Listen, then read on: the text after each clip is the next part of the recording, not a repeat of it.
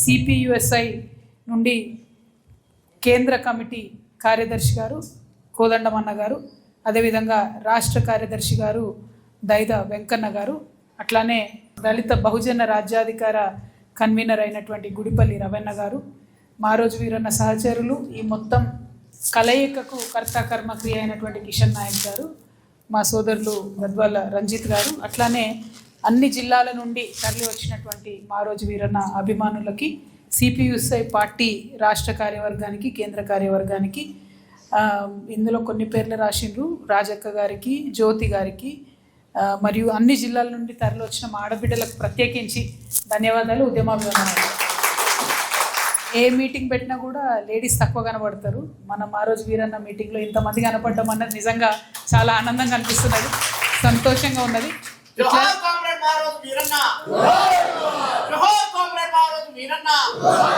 ఇదే విధంగా మహిళల భాగస్వామ్యం రాజకీయాల్లో పెరగాలని చెప్పి మనస్ఫూర్తిగా నేను కోరుకుంటున్నాను. మనం ఎటువంటి విచిత్రమైన సమయంలో ఉన్నామంటే, గత 3-4 ఏళ్ల క్రితమే మనందరం కూడా దేశవ్యాప్తంగా ఉన్న 29 రాష్ట్రాల్లో ఉన్న మహిళలను కూడగట్టి మహిళా బిల్లు కోసం కొట్లాడితే, ఇదివరకే మహిళా బిల్లు ఒకసారి పార్లమెంట్లో పాస్ అయింది, కానీ మళ్ళీ నిన్న మహిళా బిల్లు పాస్ చేస్తున్నామని మళ్ళీ ఒక కొత్త ప్రక్రియ మొదలుపెట్టారు. అంటే ఒక మోసపూరితమైనటువంటి వైఖరితోని ఆయా ప్రజలకు, ఆయా వర్గాలకు రావాల్సినటువంటి ఏ అవకాశాన్ని కూడా వాళ్ళ దాకా రానియకుండా ప్రతి దాంట్లో కూడా ఎంతో కొంత రాజకీయ లాభం పొందేటటువంటి పార్టీలు, వ్యక్తులు, శక్తులు ఉన్నటువంటి కాలంలో మనం పనిచేస్తూ ఉన్నాం. మరి ఇటువంటి కాలంలో ఈ పనిచేసేటటువంటి సందర్భంలో మన కోరిక ఏముంది? తెలంగాణ రావాలని ఉండే. మనకు అందరం కొట్లాడినాం, ఈ పార్టీ ఆ పార్టీ, జెండా ఎజెండా అన్నీ పక్కన పెట్టి అందరం కొట్లాడినాం. తెలంగాణ కోసం కొట్లాడుతున్నటువంటి సందర్భంలో నేను పర్సనల్గా ప్రొఫెసర్ జయశంకర్ గారికి వీరాభిమానిని. ప్రొఫెసర్ జయశంకర్ గారు మమ్మల్ని జాగృతి నడిపేటటువంటి సందర్భంలో మార్గదర్శనం చేసినటువంటి మహానుభావుడు. మరి ఆయనతో మేము పలు సందర్భాల్లో మాట్లాడేది. చాలామంది మరి బహుజన తెలంగాణ రావాలంటున్నారు, తెలంగాణలో ఉన్న అన్ని వర్గాలకు రాజ్యాధికారం రావాలని అంటున్నారు కదా సార్. మరి మనమేమో తెలంగాణ భౌగోళిక రాష్ట్రం రావడానికి కొట్లాడుతున్నాం. మరి ఎట్లా చేద్దాం ఇది అని అంటే, ఈ సమస్య ఆనాడు భారత స్వతంత్రోద్యమంలో అంబేద్కర్ గారికి కూడా వచ్చింది, ఆనాడు గాంధీ గారికి కూడా వచ్చింది. ఈ సమస్య మన సమూహాలన్నిటికీ రాజ్యాధికారం ఎట్లేయాలనే సమస్య భారతదేశంలో ఉన్న కుల వ్యవస్థతోని ఖచ్చితంగా నిరంతరం మన ముంగటికి వస్తూనే ఉంటుంది. కానీ ఇప్పుడున్న పరిస్థితుల్లో, ఇప్పుడున్న రాజకీయాల్లో ముందు భౌగోళిక తెలంగాణ సాధించుకుందాం, సాధించిన తర్వాత సామాజిక తెలంగాణ సాధన కోసం కొట్లాడదామని ఆనాడు ప్రొఫెసర్ జయశంకర్ గారు మా అందరికి కూడా మార్గదర్శనం చేసినారు. దాంతో ముందు భౌగోళిక తెలంగాణ రావాలని, జెండా ఎజెండా ఉండొద్దు, కులాలు మతాలు చూడొద్దు అని చెప్పి కొట్లాడడం జరిగింది. రాష్ట్రం వచ్చి పుష్కర కాలం అయింది, 12 సంవత్సరాలు అయింది. ఈ 12 ఏళ్లలో మరి సామాజిక న్యాయం జరిగిందా, సామాజిక తెలంగాణ సాధించుకున్నామా అని ఒక్కసారి వెనక్కి తిరిగి చూసుకుంటే మాత్రం అది సంపూర్ణంగా వచ్చినట్టు మాత్రం ఎక్కడ అనిపిస్తలేదు. ఇంకా కూడా చాలా కులాలు రాజ్యాధికారానికి దూరంగా ఉన్నారు. నిన్న మొన్న ఈ ప్రభుత్వం చేసినటువంటి తప్పుల తడక లాంటి సర్వే అయినా సరే అందులో అదే విషయం చెప్తున్నది. ఏమని? అనేక కులాలు ఇప్పటికి కూడా కనీసం వార్డు మెంబర్ కూడా కానటువంటి కులాలు ఉన్నాయి. అనేక మంది సర్పంచ్ కాలేదు. అసలు అసెంబ్లీ గుమ్మం ఎక్కడం అంటే అసెంబ్లీ చూడడానికి కూడా లోపలికి పోయినటువంటి కులాలు అనేక మంది ఉన్నారు. ఇక ఎమ్మెల్యేలు కూడా చాలా దూరం విషయం అని నిన్న మొన్నటి సర్వే కూడా చాలా స్పష్టంగా చెప్తున్నది. అంటే ఇటువంటి సందర్భంలో మారోజు వీరన్న గారు ఏదైతే ఒక లైన్ తీసుకొని, విప్లవోద్యమాల్లో ఉన్నటువంటి వీరుడు ఒక లైన్ తీసుకొని ఈ సమాజంలో మార్పు రావాలంటే ఖచ్చితంగా భారతదేశంలో ఉన్న కుల వ్యవస్థలో ఆయా కులాలను బలోపేతం చేయడం ద్వారానే, ఆయా కులాల అస్తిత్వ పోరాటాలను కూడా విప్లవ పోరాటంతో రంగరించుకొని ముందుకు తీసుకెళ్తేనే ఖచ్చితంగా సామాజిక న్యాయం జరుగుతుందని చెప్పి వారు బలంగా నమ్మి, వారు అందరితోని కూడా కుల సంఘాలు పెట్టించి, అసలు కుల సంఘాలు అనేటటువంటి బలంగా వేళ్ళూనుకోవడానికి తానే కర్మ క్రియ అనేక సంఘాలను పెట్టించడం అనేది మామూలు విషయం కాదు. ఎందుకంటే చాలామంది స్వప్నిస్తారు, చాలామంది ఆకాంక్షిస్తారు మార్పు రావాలని. కానీ ఆ మార్పు రావాలంటే ముందటడుగేసి ఇగో ఈ తొవ్వలో పోతే మార్పు వస్తుందని చెప్పినటువంటి వాళ్ళే విజయం సాధిస్తారు. అయితే మారోజు వీరన్న మనందరి భుజాల మీద, మనందరి గుండెల నిండా కూడా ఒక బరువును, బాధ్యతను పెట్టిపోయినాడు.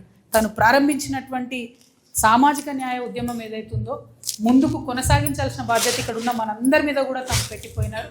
అది ఖచ్చితంగా మనం కొనసాగించాల్సిందే, ముందుకు తీసుకెళ్లాల్సిందే. తెలంగాణ జాగృతి కూడా మరి రేపటి నాడు తెలంగాణ రాష్ట్రం ఎట్లా ఉండాలి అనేటటువంటి ఆలోచనలో ఖచ్చితంగా అందరికీ ప్రాధాన్యత రావాలనే అంశాన్ని ముందుకు తీసుకొని పోయినా. నేను వెంకన్న అన్నట్టు అనేక అంశాల గురించి మాట్లాడినప్పుడు నిజం కూడా నాకేం కాలే, కానీ ఎప్పుడైతే అధికారం అందరికీ రావాలని మాట్లాడడం మొదలుపెట్టినామో అప్పటి నుంచే కష్టాలు నష్టాలు అన్నీ కూడా అయినాయి. కానీ ఎంత కష్టపడితే ఇంకా అంత బలంగా పనిచేయాలనేటటువంటి కసి నాలో పెరిగింది. ఖచ్చితంగా పడ్డటువంటి కష్టాలన్నీ కూడా పాఠాలు అనుకుంటా తప్పితే నేను వెనక్కి పోయేటటువంటి మనిషిని కాదు. అసలే మన తెలంగాణ బ్లడ్లో వెనక్కి పోవడమే ఉండదు, ముందుకు పోవడమే ఉంటుంది. కాబట్టి ఖచ్చితంగా సామాజిక న్యాయం సాధించేంత వరకు ఏదైతే భౌగోళిక తెలంగాణ వచ్చిందో అది సక్సెస్ అయ్యి ప్రతి ఒక్కరికి న్యాయం జరిగేంత వరకు కూడా నేను పోరాటం చేయదలుచుకున్నాను. అందుకే వచ్చే ఈ నెల 25వ తారీఖు నాడు ఒక నూతన రాజకీయ శక్తిగా తెలంగాణ ప్రజలకు అండదండగా ఉండేలాగా తెలంగాణ ప్రాంతీయ తత్వాన్ని రంగరించుకొని సామాజిక కోణాన్ని సామాజిక న్యాయాన్ని అందరికి అందించే విధంగా ఒక పార్టీకి రూపకల్పన చేస్తూ ఉన్నాం. మరి ఆ పెట్టబోయేటటువంటి పార్టీకి ఈరోజు మారోజు వీరన్న గారి ఆశీర్వాదంలాగా వారి యొక్క మార్గదర్శనంలాగా సిపిఎస్యు మొత్తం అంతా కూడా వచ్చి మద్దతు ఇవ్వడాన్ని నేను శిరస్సు వంచి వినమ్రంగా నమస్కరించి మీ అందరికి కూడా ధన్యవాదాలు తెలియజేస్తా ఉన్నా. ఎందుకంటే